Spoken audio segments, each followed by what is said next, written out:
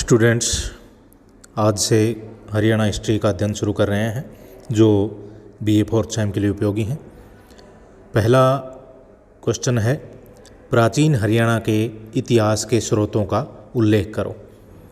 तो सबसे पहले तो हमें इतिहास की परिभाषा के बारे में जानकारी होनी चाहिए। हिस्ट्री शब्द का सबसे पहले प्रयोग हेरोडोटस ने किया, जो यूनान का रहने वाला था। इन्होंने हिस्टोरिका नामक पुस्तक लिखी। हेरोडोटस इतिहास को एक विज्ञान का दर्जा देता था, जिसमें वह खोज तथा शोध को अत्यधिक महत्व देता है। इतिहास का शाब्दिक अर्थ है वास्तव में ऐसा हुआ। इतिहास के द्वारा हम मानव के संपूर्ण विकास का अध्ययन करते हैं। इतिहास के द्वारा हम अध्ययन करते हैं कि प्रारंभ में किस प्रकार जीवों की उत्पत्ति हुई, उससे विकास करते करते वर्तमान मानव किस प्रकार स्वरूप में आया, मानव ने किस प्रकार जीवन जीना शुरू किया, स्थायी आवास बनाए, कृषि व्यवस्था शुरू की और किस प्रकार ज्ञान विज्ञान का विकास किया। इन सभी चीज़ों का अध्ययन हम इतिहास के अंतर्गत करते हैं। हरियाणा के इतिहास को जानने के लिए हमारे पास विभिन्न प्रकार के स्रोत हैं, साहित्यिक स्रोत, पुरातात्विक स्रोत और आधुनिक स्रोत। भारतीय सभ्यता और संस्कृति के विकास में हरियाणा प्रदेश का बहुत बड़ा योगदान है। अब हम अध्ययन करेंगे हरियाणा की जानकारी देने वाले साहित्यिक स्रोतों का। पहला पॉइंट है वैदिक साहित्य। वैदिक साहित्य में वेद, ब्राह्मण, आरण्यक, उपनिषद शामिल हैं, जो प्राचीन हरियाणा के बारे में महत्वपूर्ण जानकारी उपलब्ध कराते हैं। लगभग सभी इतिहासकार इस बात से सहमत हैं कि वैदिक साहित्य की रचना हरियाणा प्रदेश में हुई। वेदों की संख्या 4 है, जिनमें ऋग्वेद विश्व का सबसे प्राचीन ग्रंथ माना जाता है। इसकी रचना 1500 से 1000 ईसा पूर्व के बीच हुई और 1500 से 1000 ईसा पूर्व के बीच हमें ऋग्वेद से आर्यों के बारे में जानकारी मिलती है। इसे पूर्व वैदिक काल भी कहा जाता है। ऋग्वेद में 10 मंडल हैं तथा 1028 सूक्त हैं। मंत्रों की संख्या 10,552 है। ऋग्वेद में आर्यों की प्रारंभिक जीवन शैली का वर्णन किया गया है। ऋग्वेद में हरियाणा के विषय में सरस्वती तथा दृश्यवती नदी का विस्तार से वर्णन किया गया है। ऋग्वेद में स्पष्ट लिखा गया है कि आर्य सबसे पहले सरस्वती और दृश्यवती नदी के किनारे आकर बसे थे और यहीं पर उन्होंने वेदों की रचना की। सरस्वती और दृश्यवती नदियों के तटों पर वैदिक यज्ञों के आयोजन हुए। वैदिक ऋचाओं के सर्जन से भारतीय संस्कृति का उदय हुआ। भरतवंशी राजा सुदास ने हरियाणा प्रदेश से अपना विजय अभियान शुरू किया था। इन्हीं वीर भरतवंशियों के नाम पर हमारे देश का नाम भारत पड़ा। ऋग्वैदिक कालीन कबीलों में भरत कबीला सबसे महत्वपूर्ण था। इस कबीले के लोग यमुना तथा सरस्वती नदी के बीच के क्षेत्र में निवास करते थे। ऋग्वेद में कुरु प्रदेश का उल्लेख आर्य परिवारों की कर्म भूमि के रूप में हुआ है। ऋग्वेद से हरियाणा के लोगों के राजनीतिक, धार्मिक, आर्थिक, सामाजिक जीवन के बारे में महत्वपूर्ण जानकारी मिलती है। ऋग्वेद में इस क्षेत्र को रज हरियाणे कहा गया है। ऋग्वैदिक काल के बाद उत्तर वैदिक काल में कबीले आपस में संगठित हो गए। भरत और पुरु कबीले ने मिलकर कुरु कबीला बनाया, जिसने हरियाणा पर शासन किया। इस समय कुरुक्षेत्र आर्यों का पवित्र नगर बन गया। शतपथ ब्राह्मण से पता चलता है कि हरियाणा प्रदेश पर कुरुओं का शासन था और इन्हीं के नाम पर कुरुक्षेत्र की स्थापना हुई थी, जो आर्यों की संस्कृति का केंद्र बन गया था। इस क्षेत्र के नागरिकों के आचरण को शिष्टपूर्ण तथा अनुकरणीय माना जाता था। पंचविश ब्राह्मण में कुरु प्रदेश को ब्रह्मवेदी नाम दिया गया है। उत्तर वैदिक काल में शांतनु इस क्षेत्र में कुरु वंश का सबसे प्रतापी शासक था। गांधारों ने शांतनु के समय हरियाणा पर आक्रमण किया, जिसमें शांतनु का पुत्र चित्रांग मारा गया, जो बड़ी वीरता से गांधारों के विरुद्ध लड़ा था। अंत में शांतनु की विजय हुई। यह कुरुक्षेत्र का प्रथम युद्ध कहा जाता है। तो स्टूडेंट्स, ये थे वैदिक साहित्य। जिनसे हमें हरियाणा के बारे में महत्वपूर्ण जानकारी मिलती है। स्टूडेंट्स, अब अध्ययन करेंगे जैन साहित्य का, जिनसे हमें हरियाणा के इतिहास के बारे में महत्वपूर्ण जानकारियाँ मिलती हैं। जैन साहित्य को आगम कहा जाता है। भद्रबाहु ने कल्पसूत्र पुस्तक की रचना की। हेमचंद्र ने परिशिष्ट पर्वन और कथाकोश नामक पुस्तकों की रचना की। इन ग्रंथों से हरियाणा के प्रथम सदी से तीसरी सदी तक के धार्मिक और सांस्कृतिक जीवन की महत्वपूर्ण जानकारियाँ प्राप्त होती हैं। इन जैन ग्रंथों से पता चलता है कि अग्रोहा जैन धर्म का सबसे महत्वपूर्ण केंद्र था। यहाँ पर प्रसिद्ध जैन भिक्षु लोहचार्य 14 ईस्वी से 36 ईस्वी तक निवास करता था। इसने अग्रोहा में जैन धर्म के प्रसार के लिए महत्वपूर्ण योगदान दिया। सोमदेव ने यशस्तिलक चंपू, पुष्पदंत ने जस हर चरियु नामक पुस्तकों की रचना की, जिनसे हरियाणा के बारे में जानकारी मिलती है।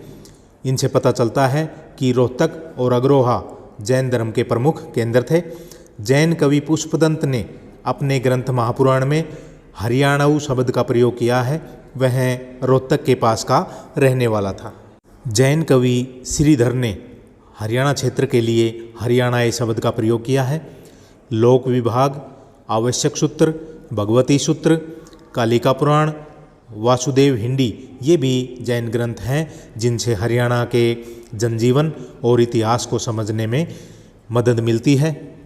अब अध्ययन करेंगे बौद्ध साहित्य का, जिनसे हरियाणा के राजनीतिक, आर्थिक, सामाजिक, धार्मिक अवस्था के विषय में महत्वपूर्ण जानकारियाँ प्राप्त होती है। विनय पिटक, इससे पता चलता है कि बिंबिसार का जो राजवैद्य था जीवक, वो हरियाणा के रोहतक नगर का रहने वाला था। बिंबिसार मगध का शासक था। हर्यक वंश से संबंध रखता था, जिसने 544 से 492 ईसा पूर्व तक शासन किया था। बौद्ध ग्रंथ दिव्यावदान के अनुसार रोहतक और अग्रोहा बौद्ध धर्म के प्रसिद्ध केंद्र थे। इसमें लिखा गया है कि रोहतक के लोग खुशहाल थे और ये संगीत के बहुत शौकीन थे। दीपवंश, जिसकी रचना श्रीलंका में हुई है, इसके अनुसार बुद्ध ने कुरु देश की यात्रा की थी और यहाँ से दान भी प्राप्त किया था। बौद्ध ग्रंथ मध्यम निकाय से हरियाणा के राजनीतिक जीवन के बारे में जानकारी मिलती है।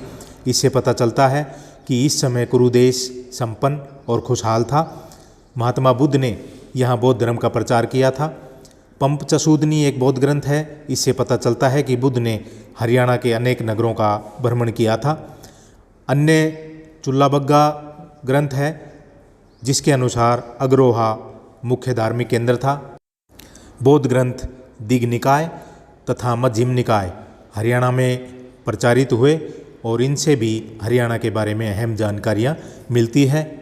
नेक्स्ट पॉइंट है महाभारत।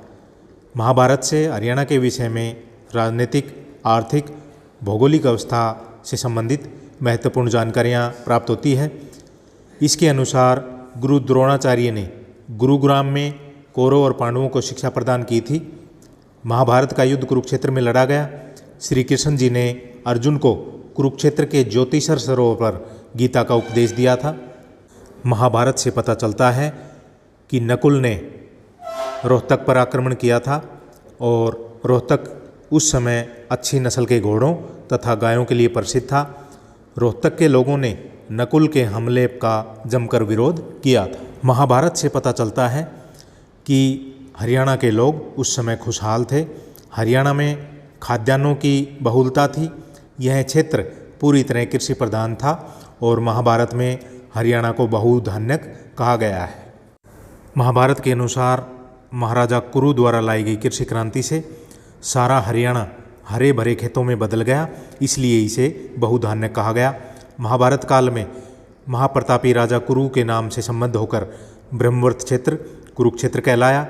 महाभारत के एक श्लोक से जाहिर होता है कि जो सरस्वती और द्रसदती नदी के उत्तर में स्थित कुरुक्षेत्र में रहते हैं वे स्वर्ग में निवास करते हैं। महाभारत से हरियाणा के विभिन्न स्थानों कुरुक्षेत्र, करनाल, जींद, कैथल के बारे में जानकारी मिलती है। इसमें हरियाणा के पवित्र तीर्थ स्थलों, नदी, नालों, आश्रमों आदि का भी वर्णन किया गया है। नेक्स्ट पॉइंट है पुराण। इनसे भी हरियाणा के बारे में जानकारी मिलती है। पुराण का अर्थ है प्राचीन। पुराणों की संख्या 18 है और उप पुराण भी 18 ही हैं। वामन पुराण में हरियाणा क्षेत्र की अत्यधिक प्रशंसा की गई है। इसे महान भूमि के रूप में वर्णित किया गया है। वामन पुराण में हरियाणा के 7 प्रसिद्ध वनों, जिनमें काम्यक, अदिति, व्यास, सूर्य, शनि, मधु, फल्की, इनका वर्णन किया गया है तथा 9 नदियों सरस्वती, द्रसदती, हिरण्यवती, असुमती, मंदाकिनी, मधुसर्वा, अपगा, वैतरणी, कौशिकी, इन नदियों का वर्णन किया गया है। स्कंद पुराण में हरियाणा को हरियाला नाम से संबोधित किया गया है। कालिका पुराण में द्रसदती नदी को पापनाशिनी कहा गया है। नेक्स्ट पॉइंट है मनुस्मृति। इससे भी हरियाणा के बारे में जानकारी मिलती है। इसमें हरियाणा क्षेत्र को ब्रह्मव्रत कहा गया है। इस क्षेत्र का सबसे पहला प्रादेशिक नाम ब्रह्मव्रत था।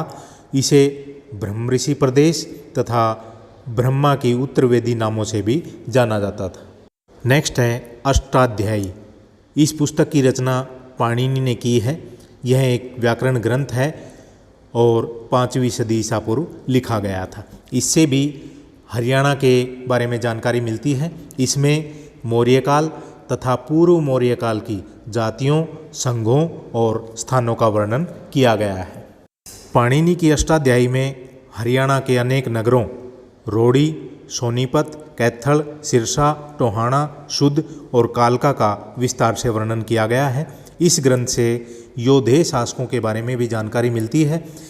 पाणिनि के अष्टाध्यायी में योधेय गण को आयुधजीवी कहा गया है। नेक्स्ट पॉइंट है हर्षचरित। इस पुस्तक की रचना वाण भट्ट ने की है, जो हर्षवर्धन का दरबारी कवि था। इससे 6ठी और 7वीं सदी के हरियाणा के इतिहास के बारे में जानकारी मिलती है। पुष्यभूति ने थानेसर में राज्य स्थापित किया था, इसलिए इसे पुष्यभूति वंश कहा गया है। इसे वर्धन वंश के नाम से भी जाना जाता है। श्रीकंठ जनपद तथा स्थानीश्वर का वर्णन करते हुए इसमें पुष्यभूति तथा भैरवाचार्य, जो शैव संप्रदाय का आचार्य था, इनके आपसी संबंधों का वर्णन किया गया है। पुष्यभूति, जो वर्धन वंश का संस्थापक था, वह शिव का भक्त था। इससे पता चलता है कि हर्ष का पिता प्रभाकरवर्धन सूर्य देवता के उपासक थे। प्रभाकरवर्धन की 3 संतान थी, राज्यवर्धन, हर्षवर्धन और राज्यश्री। राज्यश्री का विवाह कन्नौज के मोखरी वंश के सम्राट गैरवर्मा के साथ किया गया था। हुणों के उपद्रव तथा इनको दबाने के लिए राज्यवर्धन को भेजना, प्रभाकरवर्धन की मृत्यु, राज्यवर्धन तथा गृहवर्मन की हत्या, हर्ष के सैन्य अभियान, कामरूप के राजा भास्कर वर्मा द्वारा राजदूत भेजना, हर्ष द्वारा उसकी मैत्री प्रस्ताव स्वीकार करना, इन सभी का वर्णन हर्षचरित में किया गया है। हर्षचरित पुस्तक में राज्यश्री की खोज तथा उन्हें सैनिक शिविर में लेकर आने तक का वर्णन किया गया है। इसमें वर्णन किया गया है कि हरियाणा के लोग बहुत मेहनती हैं, पवित्र जीवन व्यतीत करते हैं। यहाँ पर फसलों का भरपूर उत्पादन होता है। थानेसर को इसमें ऋषियों की धरती, तपस्या, संगीतकारों की सभाओं, गुरुकुलों की परंपरा, कारीगरों, व्यापारियों की सभाओं की जीवन शैली का वर्णन किया गया है। नेक्स्ट पॉइंट है राजतरंगिणी। इसकी रचना कल्हड़ ने की है, जो कश्मीर के शासक जयसिंह का दरबारी विद्वान था।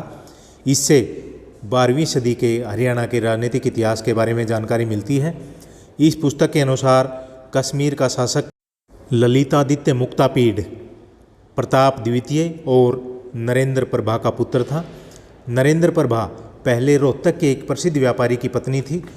ललितादित्य मुक्तापीड ने हरियाणा पर आक्रमण कर यमुना से कालका तक का क्षेत्र अपने अधीन कर लिया था। हरियाणा को प्राचीन काल में ब्रह्मव्रत, ब्रह्मऋषि प्रदेश, ब्रह्मा की उत्तरवेदी नामों से पुकारा गया। इस राज्य को आदि सृष्टि का जन्म स्थान भी माना गया है और माना जाता है कि मानव जाति की उत्पत्ति जिस मनु से हुई है वे हरियाणा प्रदेश के निवासी थे, राजा थे। अवंती सुंदरी कथा में मनु को स्थानीय ईश्वरवासी कहा गया है। गुप्त काल में लेखक कालिदास ने ऋतुसंहार, मेघदूत, कुमार संभव, रघुवंश, अभिज्ञान शाकुंतलम आदि ग्रंथों की रचना की, जिनसे गुप्त काल के विषय में जानकारी मिलती है। गुप्त काल में भी हरियाणा इन शासकों के अधीन था, जिससे इन ग्रंथों से हरियाणा के बारे में महत्वपूर्ण जानकारी प्राप्त होती है। तो स्टूडेंट्स, ये थे प्राचीन हरियाणा के बारे में जानकारी देने वाले साहित्यिक स्रोत, जिनका अध्ययन BA 4th सेम तथा हरियाणा के किसी भी कंपटीशन एग्ज़ाम के लिए कर सकते हैं। ज़्यादा से ज़्यादा स्टूडेंट्स को शेयर करें। Thank you.